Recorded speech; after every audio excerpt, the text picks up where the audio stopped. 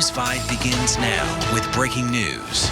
We do have some breaking news in University Heights. We'll get to that live shot in a moment. There's police activity outside of the Whole Foods. Again, we are following that story. We'll have details in a moment. Yeah, first this here tonight. Congressman Max Miller cannot escape the controversy of domestic abuse allegations against him. Good evening and welcome into News 5 at 5. I'm Katie Houston. And I'm Damon Maloney. Miller is facing a growing calls for him to drop out of the U.S. House race.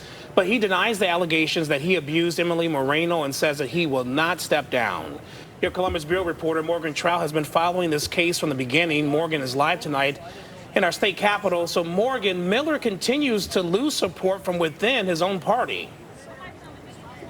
Yeah, that's right, Damon and Katie. I'm hearing from more and more people who say that Congressman Max Miller needs to step down, not just for the sake of his family, but also for the party.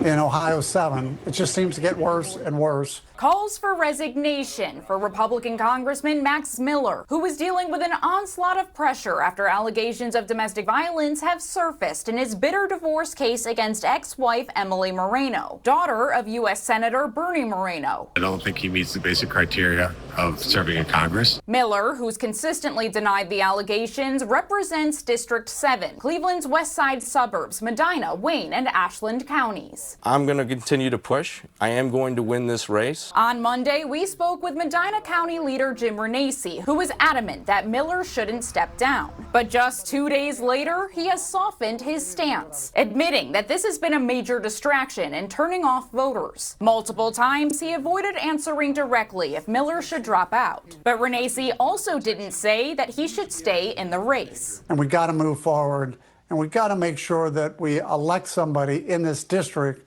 who's going to represent the district. Renacci, a former congressman, says that he would step up if Miller drops out. I probably am the best candidate. But Tuesday night, Miller got backing from U.S. House Speaker Mike Johnson. In an interview with Politico, he said that he wouldn't call for Miller to step down. We don't take disciplinary action against members for allegations. Without the majority, Mike Johnson is probably gone from Congress. Of course, he's got to fight for every candidate out there. And I see that's exactly what he's trying to do here. While Ohio's GOP delegation has mainly been silent, except for Senator Moreno's calls for Miller to resign, Democrats are speaking up. The right thing to do would be to remove Representative Miller, to remove himself from the public spotlight, handle this situation with his family privately, and allow us to get back to the work of the American people. If Miller were to step down now, the local GOP officials could replace him. But if he drops out after August 10th, well, then there's no Republican in the race. Okay, Morgan Trout reporting live for us tonight. Thank you for your continued updates.